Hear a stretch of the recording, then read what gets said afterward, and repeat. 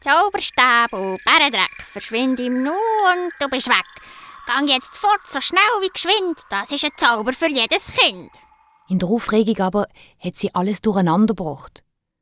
Und dann hat es gekracht und blitzt in der Küche. Der ganze Küchentisch ist in die Luft geflogen und die Vorhänge haben geweht, als wäre ein Wirbelsturm am Toben. Aber der Zauberer ist nicht heimgeflitzt, sondern nur ein Stück durch die Luft. Mit einem Knall ist er auf dem Kleiderständer gelandet.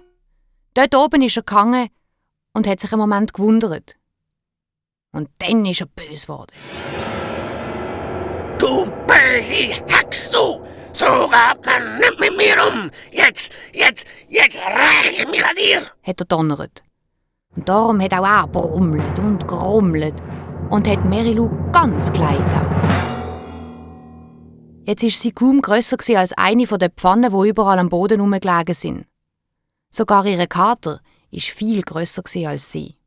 Wart du nochmal! Hat sie gewettert und mit ihren Fiesli gestampft. Du wirst jetzt gerade anders aussehen. Ich mache dich nämlich unappetitlich grün. Und wieder hat sie angefangen zu brummeln und grummeln und war vor lauter Aufregung ganz ausser sich gewesen.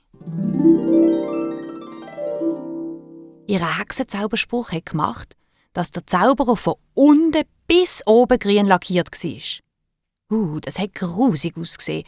So einen grossen, dicken Zauberer mit einem grünen Hut, einem grünen Gesicht, grünen Händen, grüne Kleider und grüne Schuhe. Im Moment war der Zauberer ein bisschen vertattert und dann ist er noch böser geworden. Jetzt bist du zurückgegangen! Und um sich zu rächen, hat er wieder brummelt und grummelt und Merilu ganz violett zaubert. Merilu ist vor lauter Wut dunkelviolett geworden. Sie war ja immer noch ganz klein und jetzt auch noch violett.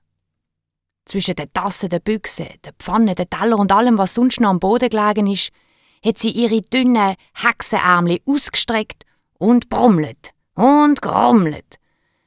Sie hat nach dem Zauberspruch gesucht, der einem Zauberer Federn wachsen lassen soll, damit sie ihn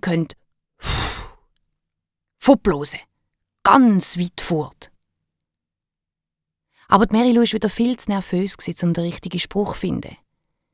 In der Aufregung hat sie der dicke Zauberer in eine Eule verwandelt. Uhu!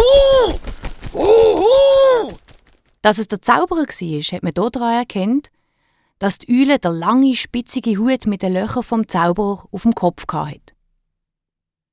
Und wieder ist der Eulenzauberer noch böser geworden.